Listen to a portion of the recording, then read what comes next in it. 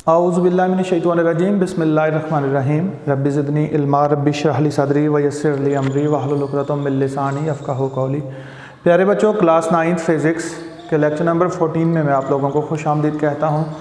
आज के इस लेक्चर में हम इक्विलिब्रियम, इसकी कंडीशंस और स्टेट्स के बारे में पढ़ेंगे।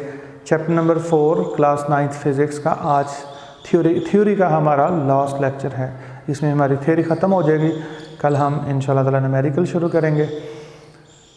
तो बेटा, इक्विलिब्रियम क्या है? Equilibrium can be defined as if no net force acts on a body is said to be in equilibrium. को बॉडी इक्विलिब्रियम में कब होगी? अगर उस बॉडी के ऊपर कोई फोर्स अमल ना कर रही हो तो हम कहेंगे बॉडी इक्विलिब्रियम में है। अगर किसी बॉडी पर कोई फोर्स अमल ना कर रही हो, हम कहेंगे बॉडी इक्विलिब्रियम में है। सादा लफ्ज़ों में इसका मतलब है बैलेंस है। फॉर एग्ज़ाम्पल, मैं आपके सामने खड़ा हूँ मैं इस वक्त इक्विलिब्रियम में हूँ, क्योंकि मेरा वेट एक फ़ोर्स है जो ज़मीन के ऊपर लग रहा है। मेरा वेट ज़मीन के ऊपर एक फ़ोर्स लगा रहा है और ज़मीन उसके रिएक्शन के तौर पे मुझ पर एक फ़ोर्स ऊपर की तरफ लगा रही है। तो ये हर एक्शन और रिएक्शन हमेशा इक्वल होता है, जिसकी वजह से मैं बैलेंस हूँ, मैं इक्विलिब्रियम में हूँ, मैं गिर नहीं रहा हूँ, क्योंकि ये दोनों फोर्सेस का सम जो है वो ज़ीरो है।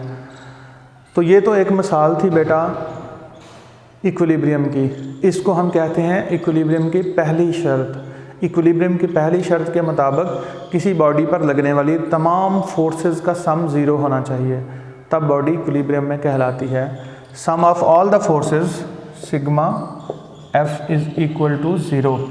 सिग्मा लैटिन एक लेटर है जो कि सम को रिप्रेजेंट करता है।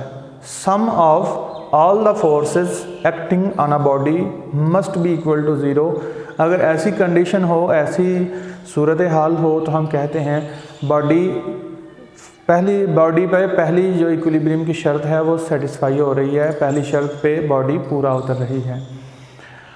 मैं इसकी एक मिसाल देता हूँ।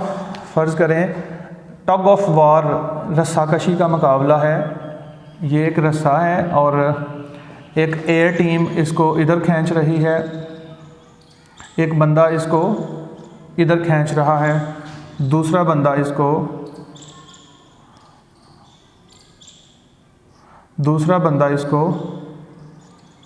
इधर खींच रहा है। तो अगर इसमें ज़ोर ज़्यादा होगा तो रस्सा उधर चला जाएगा, अगर इसमें ज़ोर ज़्यादा हुआ तो रस्सा इधर आ जाएगा। लेकिन अगर दोनों एक जैसी फोर्स लगाएं, 10 न्यूटन ये फोर्स लगा रहा है उस तरफ और 10 न्यूटन ये फोर्स लगा रहा है इस तरफ, तो रस्सा ना उधर जाएगा ना इधर आएगा, बल्कि दरमियान में रुक जाएगा। तो ऐसी सिचुएशन को हम कहते हैं कि बॉडी पहली शर्त इक्विलिब्रियम की इस बॉडी पे पूरी हो रही है, और ऐसी सूरत में रस्सा इक्विलिब्रियम में आ जाएगा, क्योंकि जो फोर्सेस का सम है ना वो ज़ीरो है। अब अगर एक ऐसी कंडीशन, जैसे मोटरसाइकिल का हैंडल है, तो उसके ऊपर अगर आपने उसको राइट टर्न लेना है मोटरसाइकिल को, तो इस तरफ फोर्स लगाएंगे इस तरफ, और इधर फोर्स लगाएंगे ऊपर की तरफ अपने हाथ की मदद से। तो बेटा ये भी 10 न्यूटन फ़र्ज़ करें फोर्स लग रही है, ये भी 10 न्यूटन फोर्स लग रही है।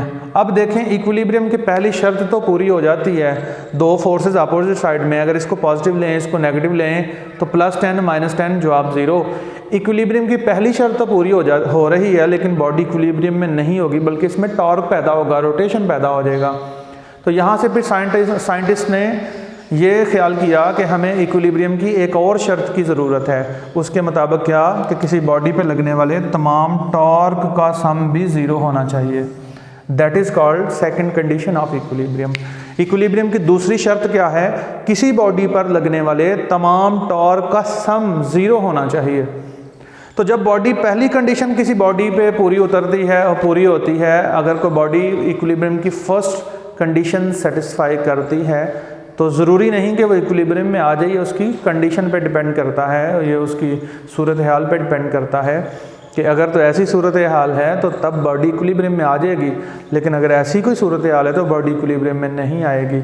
लेकिन कोई बॉडी दोनों शराइत पे पूरा अगर उतरती है, अगर इस बॉडी में दोनों इक्विलिब्रियम की कंडीशंस फुलफ़िल हो रही हैं, सेटिस्फाई हो रही हैं, तो तब बॉडी लाजमी इक्विलिब्रियम में आ जाएगी। तो बेटा ये दोनों कंडीशंस थी, इक्विलिब्रियम की दो कंडीशंस हैं और तीन शराइत हैं। सॉरी 2 कंडीशंस हैं और 3 स्टेट्स हैं।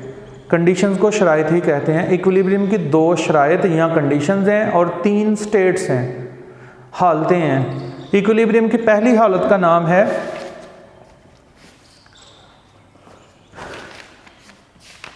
Stable equilibrium state. जैसे ये डाइस है तो इसको मैं थोड़ा सा ला के छोड़ दूँ तो ये बॉडी इक्विलिब्रियम में वापस आ गई है। जहाँ से मैंने हलाया था, जब मैंने इसको हलाया था इसका सेंटर ऑफ ग्रेविटी पहले से बुलंद हुआ था, जब मैंने इसको छोड़ा है उसका सेंटर ऑफ ग्रेविटी अपना ओरिजिनल हालत में आ गया है। तो ऐसी स्टेट को हम क्या कहते हैं? इक्विलिब्रियम की स्टेबल स्टेट, और उर्दू में इसको कहते हैं इक्विलिब्रियम की क़याम पज़ीर हालत। दूसरी स्टेट है अनस्टेबल स्टेट। जैसे ये यहाँ पे मैंने हाथ के ऊपर इसको ये इक्विलिब्रियम में था, जब मैंने इसको थोड़ा सा हलाया तो इसका सेंटर ऑफ ग्रेविटी पहले से लो हो गया, लेकिन ये वापस अपनी असली हालत में नहीं आया। ऐसी स्टेट को हम कहते हैं इक्विलिब्रियम की अनस्टेबल स्टेट।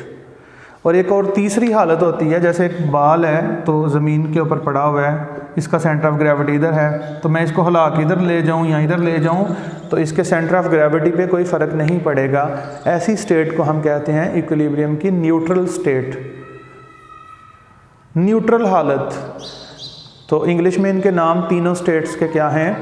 इक्विलिब्रियम की स्टेबल स्टेट, अनस्टेबल स्टेट और न्यूट्रल स्टेट। और उर्दू में इनके नाम क्या हैं? क़याम पज़ीर हालत, गैर क़याम पज़ीर हालत और न्यूट्रल हालत। तो इक्विलिब्रियम की बेटा 3 स्टेट्स और 2 कंडीशंस हैं जो आज हमने पढ़ी हैं। कल इंशाअल्लाह न्यूमेरिकल के साथ मैं हाज़िर हूँगा। अपना बहुत सारा ख्याल रखिएगा। अल्लाह हाफिज़।